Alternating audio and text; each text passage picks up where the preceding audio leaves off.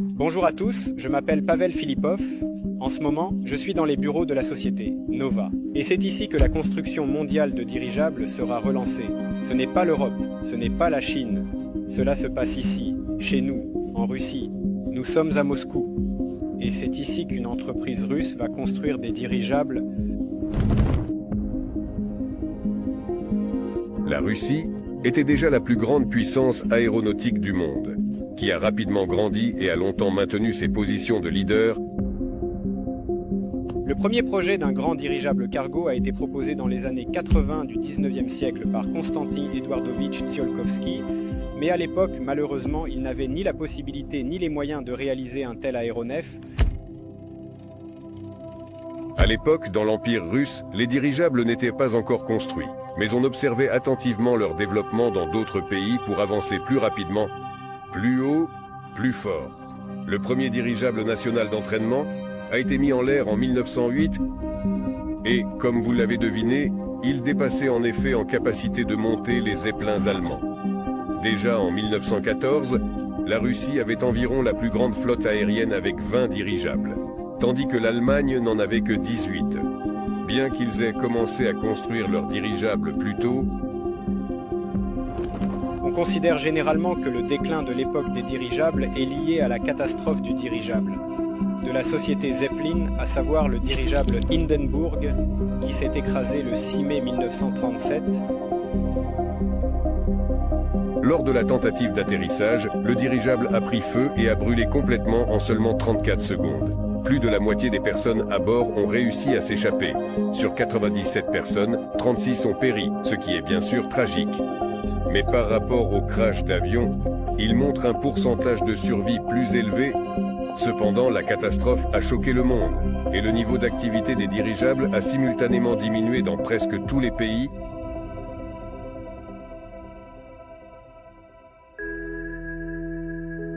Mais diminuer ne signifie pas finir. De nos jours, on peut voir comment des dirigeables passagers modernes volent au-dessus de l'Allemagne.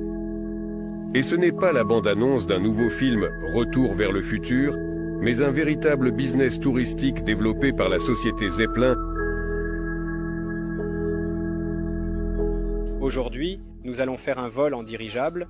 C'est mon premier vol en dirigeable. Je vais partager avec vous mes émotions, mes impressions, et j'essaierai de filmer tout ce qui se passera afin que vous puissiez tout voir de vos propres yeux. Nous irons au musée Zeppelin, le musée des dirigeables.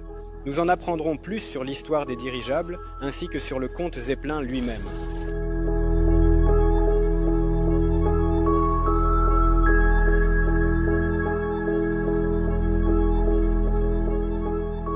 Eh bien les amis, nous sommes arrivés sur place et notre vol va bientôt commencer. Un vol d'1h30 en dirigeable. Et où sommes-nous? Nous sommes juste à côté de l'aéroport. C'est une partie de l'aéroport de la ville. C'est très pratique et cela répond à la question de savoir ce qu'il en est de l'infrastructure. Pour les dirigeables, comme vous pouvez le voir, il est possible d'utiliser sans aucun problème tous les aéroports qui existent déjà, ou ceux situés à proximité. Toutes les autorisations de vol sont en place. Eh bien, toute l'infrastructure nécessaire est également présente. Ici, beaucoup de choses indiquent que nous sommes dans un endroit où volent des dirigeables. Tout d'abord, on peut les voir immédiatement dans le ciel, juste en s'approchant de cet endroit. Deuxièmement, il y a un grand nombre d'hangars où ils sont entreposés. Il y a aussi de nombreuses statues et monuments représentant un dirigeable. Eh bien, allons-y et voyons comment nous allons passer le contrôle et monter directement à bord du dirigeable. Nous voyons le check-in, l'enregistrement pour le vol. C'est ce que nous allons faire maintenant. Nous avons reçu notre billet, l'enregistrement a pris environ 3 minutes, tout très rapide, c'est le même type de billet que pour un avion. Nous passons plus loin, ici nous avons des restaurants confortables, tout ce qui était possible pour se reposer avant le vol, après le vol. Et là, nous voyons l'endroit où les dirigeables vont déjà atterrir.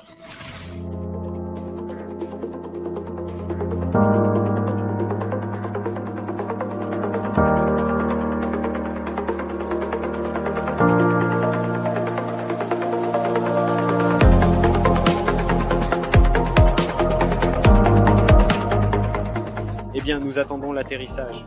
Comme vous pouvez le voir, nous sommes à l'aéroport. On peut voir un avion décoller là-bas. Et ici, un dirigeable vole. Regardez, n'est-ce pas? Il est vraiment impressionnant, bien sûr. Les passagers vont maintenant descendre et nous allons monter à bord, ce sera notre vol. Eh bien sûr, le dirigeable a l'air très impressionnant. Il convient de noter que des avions viennent de décoller ici. Autrement dit, nous sommes dans un aéroport entièrement opérationnel où les dirigeables et les avions se sentent très bien l'un avec l'autre. Faites attention au nombre de personnes désireuses de faire un tour en dirigeable. Chaque jour, des touristes du monde entier affluent ici. Et il semble que personne ne soit dérangé par l'histoire de la catastrophe, bien que personne ne la cache ici. Au contraire, un soin particulier est accordé à la mémoire du dirigeable Hindenburg. Eh bien, nous commençons vraiment à décoller de manière assez fluide et rapide. Certainement, voici les hangars où sont entreposés les dirigeables dont nous avons déjà parlé aujourd'hui. C'est vraiment génial que les dirigeables puissent facilement coexister avec les avions ordinaires et avec l'infrastructure d'un aéroport civil classique. Bien sûr, cela élargit immédiatement les lieux possibles d'exploitation des dirigeables et la sécurité des vols eux-mêmes.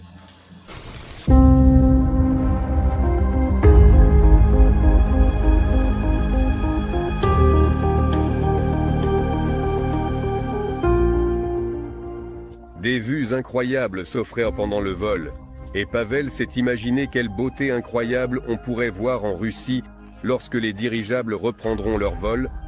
D'ailleurs, revenons à l'histoire des dirigeables en Russie. Il convient de noter que nous n'avons jamais interrompu leur développement et leur construction. Récemment, nous avons vu de nos propres yeux l'usine dans la ville de Kirzach, dans l'oblast de Vladimir.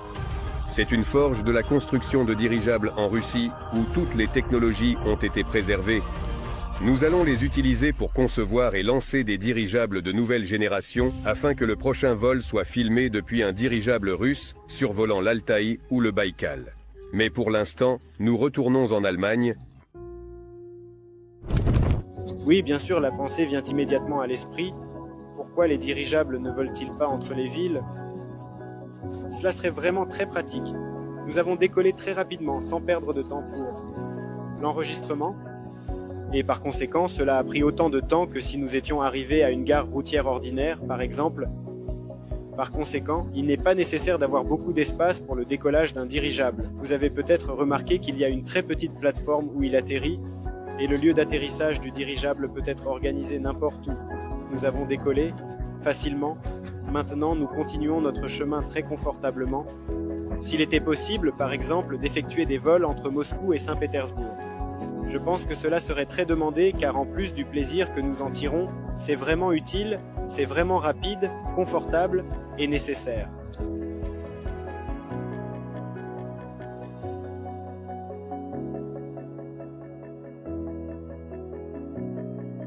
Bien sûr, en touchant un véritable dirigeable, en voyant qu'ils volent ici tous les jours, en voyant comment des dirigeables passent constamment à côté de nous, comme si nous étions simplement sur la route, avec des voitures qui passent à côté, on commence à comprendre que tout cela est plus que réel. Certains pensent que les dirigeables c'était autrefois courant et qu'ils ne sont plus utilisés aujourd'hui, mais en venant ici, on a l'impression que c'est quelque chose de tout à fait ordinaire. Et tu comprends qu'ils existent, qu'ils sont vraiment magnifiques, qu'ils sont vraiment très confortables et sûrs. Et cela suscite un désir encore plus grand de déployer tous les efforts nécessaires pour qu'ils apparaissent chez nous en Russie. Les vues sont impressionnantes, nous volons, nous en profitons, bien sûr. Pour la société Zeppelin, c'est un très bon et sérieux business, ce n'est pas un divertissement. Les dirigeables peuvent déjà générer des revenus et en rapportent. La société Zeppelin gagne suffisamment d'argent, tant avec les dirigeables touristiques, qu'en les vendant à des entreprises et organisations tierces. C'est pourquoi même à ce niveau, oui, il est déjà possible de gagner de l'argent, même en organisant de tels vols, mais même ici, il y a de l'argent provenant de l'État. Et pendant que nous continuons notre vol, je vous présente notre partenaire d'Allemagne, Ivan Budbach, qui a certainement profité de ce vol avec Pavel tout ce temps. Bientôt, Ivan Budbach interviewera le guide et le pilote, et il nous fera également visiter le musée Zeppelin. Nous volons vers deux fronts. Si la météo n'est pas favorable, cela se passe généralement de 9h à 19h. Et alors environ 2 paires pendant ce temps, généralement environ de 9 à 19h. Sur 2 étages, Nous ne volerons pas pendant 12 heures et ensuite vendredi, il y aura un passage à l'équipage. Et cela fera 2 étés ensemble? Oui, en haute saison, ils volent ensemble. Il est possible qu'un d'eux soit en tournée. Nous invitons également ceux qui volent vers d'autres destinations, par exemple à Francfort, Cologne, Bonn ou Minsk, où nous avons été en route à travers toute l'Europe. Vous pouvez poser des questions dans les commentaires aux pilotes, mais dans l'ensemble, c'est un appareil très sûr pour l'aviation. L'hélium est un gaz humide, il n'est pas compressible, c'est-à-dire que dans certains cas, il est plus sûr, par exemple chez Zeppelin auparavant. Ensuite, le gaz humide sur le moteur, mais ce n'est pas une suspension, et par exemple, le Zeppelin ne peut pas se maintenir en l'air uniquement avec un moteur. C'est-à-dire que si vous êtes dans les airs, l'hélium vous pousse vers le haut, et il commence à descendre, c'est donc un aspect très important. Et il commence à descendre. C'est donc un aéroport très sûr. Je suis déjà prêt depuis 1 an à cet aéroport et j'ai commencé à voler en mai 2023 à cet aéroport. C'est exact. Quiconque souhaite devenir pilote à l'aéroport doit déjà être un pilote professionnel, c'est-à-dire qu'il peut être sur des bus ou des aéronautes. Et nous avons des collègues avec différents lanternes. Nous avons un collègue qui vient de l'aviation civile, ce qui est très intéressant. Nous avons également un collègue qui vient de l'armée, ce qui est fascinant. J'ai volé dans le passé. Actuellement, il y a des avions de passagers qui sont présents ici sur le tarmac, prêts à embarquer les voyageurs pour leur destination. Vous m'avez demandé comment cela fonctionne. Nous devenons de plus en plus lents.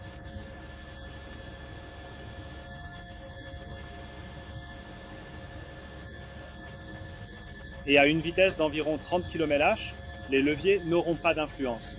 C'est pourquoi nous optons pour la rotation du contrôle vectoriel, environ approximativement. Cela signifie que nous contrôlons avec précision, avec notre système à 4 hélices.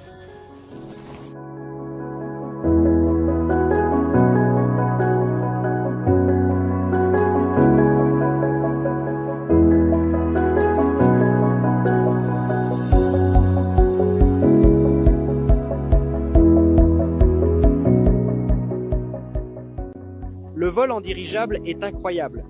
C'est un autre moyen de transport.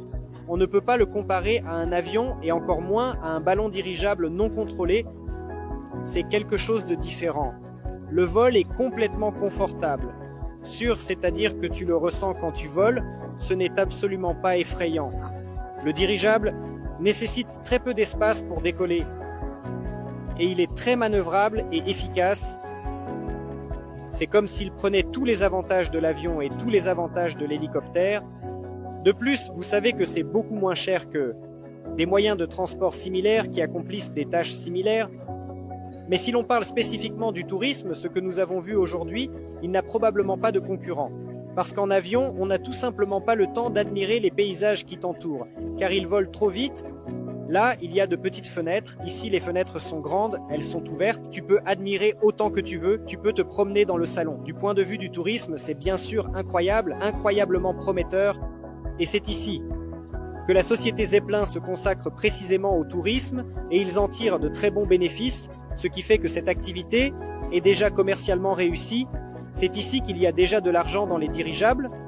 Bien sûr, ce n'est pas tout. Il y a encore d'autres domaines où les dirigeables peuvent être utilisés. Même sur un tel dirigeable, je suis sûr qu'on peut facilement faire des vols. Entre les villes sera demandé, cela sera pratique et confortable car cela ne prend pas beaucoup de temps pour l'embarquement. Et il n'y a pas de longues files d'attente comme à l'aéroport par exemple. En général, je ne sais pas pourquoi de tels vols ne sont pas organisés, mais je suis sûr qu'ils y parviendront car tout cela se développe très activement ici. Le musée présente différentes expositions, des modèles de dirigeables à leurs véritables pièces, ainsi que des livres et des brochures consacrés aux dirigeables. Mais bien sûr, le plus intéressant est l'histoire du développement des Zeppelins et ce fameux Hindenburg. Ici, derrière nous, il y a probablement un bureau d'études ou quelque chose de ce genre. Nous allons entrer brièvement à l'intérieur où il y aura une petite visite sur le développement du dirigeable et ensuite il y a une porte qui mène à l'hangar. Et là, nous voyons un dirigeable en construction. Pour le moment, comme nous l'avons déjà dit, à peine. En vol ici, au-dessus de Friedrichshafen. Et voici le troisième ici, en cours de construction. Voici le célèbre comte Zeppelin. C'est le développeur et innovateur constructeur, l'initiateur extraordinaire de ce magnifique projet de vaisseau aérien nommé Zeppelin. Comte Zeppelin, nous le voyons sur la photographie. Comment ce domaine des dirigeables est-il entretenu? Il est écrit personnel, ainsi que divers mécaniciens. Nous voyons ici comment le navire est contrôlé. Voici les données techniques, les vitesses, longueur de 75 mètres, largeur maximale de 20 mètres, hauteur de 17 mètres. Et d'ailleurs, qu'est-ce que c'est? Nous pouvons, un ballon, voilà, nous avons discuté. Ce que nous voyons en haut, c'est la coque. Et en bas, ce qui se gonfle et se dégonfle, on peut le voir. C'est la gondole où nous, en tant que passagers, étions. Ainsi, de 14 à 16 personnes peuvent s'asseoir, la cabine fait 29 mètres cubes. Eh bien, techniquement, vitesse maximale de 125 km/h, indiquée longueur, portée 1000 km, et la hauteur maximale à laquelle un dirigeable peut s'élever est de 3000 km. Eh bien, nous pouvons voir cette construction au-dessus de nous en format réel. C'est en métal, comme elle est assemblée. Nous voyons l'assemblage de plusieurs éléments. Eh bien, si nous examinons toutes les images, nous voyons simplement un rassemblement, comment cela se déroule. Dans le hangar, si nous jetons un coup d'œil à travers la porte, nous verrons pour le moment soit un ballon, soit quelque chose de couvert. Et en bas, il y a des montages en cours. Assemblage du dirigeable. Il est possible de positionner 3 dirigeables ici, 2 qui sont actuellement en voyage et transportent des touristes, et 1 qui est en cours d'assemblage. Nous allons nous élever et aborder l'histoire du Zeppelin. Passons en revue les moments les plus importants et intéressants. Voici le début de cela. Ce furent en effet les tout premiers navires qui ont été développés par des comtes ou par divers scientifiques. C'était le tout premier navire qui a volé ou s'est élevé. Il y a ici plusieurs photos que nous voyons. C'était le premier vol historique d'un tel navire en 1900. Apparemment, le 6 juin est mémorable. C'est de là que commence toute l'histoire des dirigeables Zeppelin. Et ici, nous voyons le premier grand dirigeable de ce type qui a été utilisé, créé pour l'armée, parce qu'à ce moment-là, il y avait un très grand intérêt et l'armée voulait l'utiliser pour ses applications. Eh bien, nous voyons quel moteur était utilisé à cette époque. Ici, il est dessiné ou montré de quoi étaient faits les ballons. Ce sont des intestins de vaches. Pour cela, 700 000 vaches ont été utilisées, rassemblées de toute l'Europe, de Russie et de partout dans le monde, pour créer de si très grands et énormes ballons gonflables qu'ils puissent soulever ce navire. Au total, 130 navires ont été construits. Le 129, ce que nous avons vu juste devant nous à l'instant même, a eu un accident et a soudainement explosé. Et le 130e dirigeable n'a jamais décollé. C'est ainsi que s'est terminée l'histoire du Zeppelin. Et ici, nous pouvons voir concrètement comment le Zeppelin, numéro 128, semble-t-il, a fait le tour du monde en 40 jours. Ici, toutes les connexions où le dirigeable a volé sont montrées en rouge, ou avec ses différentes couleurs, et nous voyons le rouge. Cela représente 40 jours autour de cette zone. Autour de la Terre, ce vol impressionnant a été réalisé. Nous sommes maintenant dans le salon qui était autrefois à sa taille réelle. Dans le grand et historique dirigeable Hindenburg qui a brûlé est fascinant. Voici l'escalier d'embarquement, la montée, et maintenant nous allons vous montrer. Allons-y, voici nos cabines. Et ici, nous vous montrerons où les gens se reposaient quand les gens voyageaient et pouvaient occuper leur place positive, lire, se détendre, regarder par les fenêtres, comme nous le voyons ici, de grandes fenêtres qui offrent la possibilité d'observer le paysage extérieur. et de profiter de ce que, vivent les voyageurs, ils ont vu. Autour d'eux, ce qu'il est impossible de voir d'une hauteur de vol d'oiseau, eh bien ici, il y a cette carte dont nous avons parlé en bas, où sont montrées toutes sortes de connexions, de routes, comment les gens ont découvert notre magnifique monde, par le biais de navires, d'avions et de dirigeables. C'est tout un luxe, ce luxe d'il y a un siècle, tout à fait vrai. En 1930, c'est ainsi que se présentait l'intérieur du salon du dirigeable où les gens pouvaient vraiment profiter du vol. Imaginez ce que l'on peut faire aujourd'hui avec les technologies modernes, à quel point un dirigeable peut être confortable. C'est bien sûr un tout autre mode de transport. Si l'on parle des dimensions, nous sommes dans un petit compartiment, juste pour comprendre l'atmosphère. Et on peut essayer d'imaginer à quel point il était grand, c'était vraiment un hôtel aérien, un yacht aérien, un tel liner aérien. La taille est d'environ 10 mètres, maximum. 12. Et le dirigeable lui-même mesurait 275 mètres. C'est comme un grand nuage se déplaçant dans le ciel.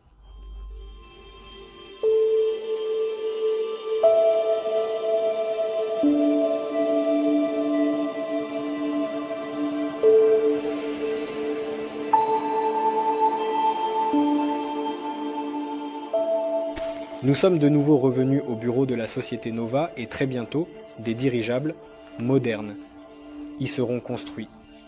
Déjà maintenant, une grande équipe de concepteurs, de techniciens, de consultants et d'autres spécialistes nécessaires à l'entreprise se forment ici et je suis sûr que très bientôt nous rétablirons la justice historique et redeviendrons des leaders dans la construction de dirigeables au niveau mondial.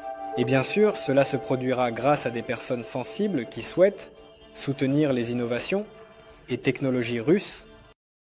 Amis, si vous souhaitez suivre l'évolution du projet et de la société Nova et voir quand nous lancerons le premier dirigeable de notre propre production, n'oubliez pas de vous abonner à tous nos réseaux sociaux et cliquez sur le lien ci-dessous pour lire des informations détaillées sur le projet. N'oubliez pas que plus vous soutenez activement le projet, plus il sera réalisé rapidement et la société lancera ses propres dirigeables. Merci à tous et à bientôt dans les prochaines vidéos.